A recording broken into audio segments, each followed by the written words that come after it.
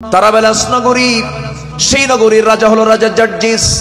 রাজা জার্জিস আব্দুল্লাহ বিন সাদকে খলিফা ওসমান পাঠায় দিলেন তাদের মোকাবেলায়। রাজা জার্জিস 1,30,000 সৈন্য নিয়ে যখন রওনা দিয়েছে, এমন সময় আব্দুল্লাহ বিন সাদ শুনতে পারলেন কথাগুলো। বিশাল বড় অস্ত্র, বিশাল বড় সৈন্য সংখ্যা নিয়ে আসছে। এইদিকে রাজা জার্জিস ঘোষণা করেছে, মুসলমানদের লিডার আব্দুল্লাহ বিন সাদের মস্তক যে কেটে আনতে পারবে, যে সৈনিক, সেই সৈনিকের সঙ্গে আমার সুন্দরী মেয়ের সঙ্গে আমি তাকে বিয়ে দেব। এমন ধরনের অফার যখন দিয়ে ফেললো, এইদিকে আব্দুল্লাহ বিন সাদ যখন শুনতে পেলেন এমন অফার দিয়ে ফেলেছে, আব্দুল্লাহ বিন সাদ বলছেন, মুসলিম ওই সৈনিক কে আছো যে রাজা জার্জিসের মস্তক কেটে আমার সামনে হাজির করবে?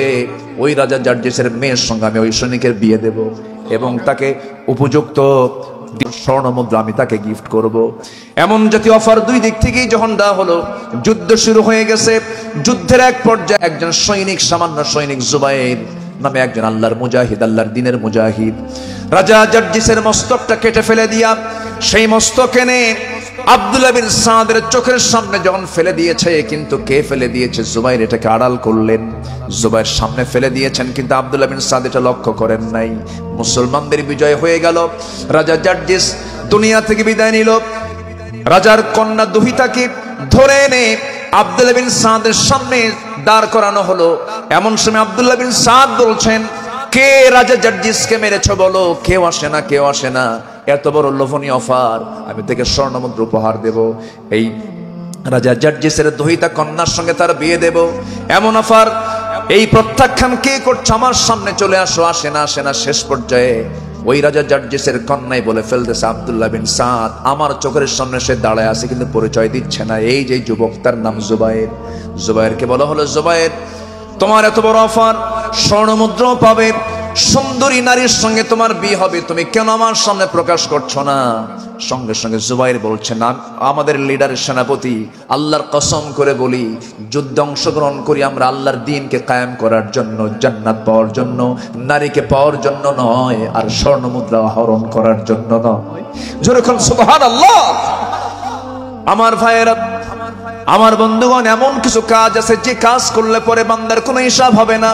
আল্লাহ কি সুন্দর করে অফার করছেন, হাল আদুল্লুকুম আলা তিজারাতিন তুনজিকুম মিন আযাবিন আলীম তুমিনুনা বিল্লাহি ওয়া রাসূলিহি ওয়া তুজাহিদুনা ফি সাবিলিল্লাহি বিআমওয়ালিকুম وأنفسكم ذلكم خير لكم إن كنتم تعلمون। জোরে বলুন আল্লাহু আকবার।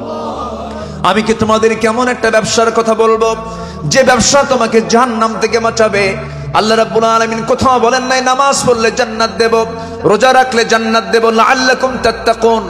রোজার ফলাফল বলেছেন, নামাজ পড়লে জান্নাত দেবে, এমন সরাসরি কোন আয়াত বলেন নাই। কিন্তু আল্লাহ তাআলা বলেছেন, এমন একটা কাজ তোমরা যদি করতে পারো, যে কাজটা করলে আমি তোমাদেরকে জাহান্নাম থেকে বাঁচায় জান্নাত দেব। তার এক নম্বর কাজ হলো ওয়া তুজাহিদুনা ফি সাবিলিল্লাহি বিআমওয়ালিকুম ওয়া আনফুসিকুম যালিকুম খায়রুল লাকুম ইন কুনতুম তা'লামুন। জোরে বলুন আল্লাহু আকবার। আল্লাহ রাস্তায় জিহাদ করো।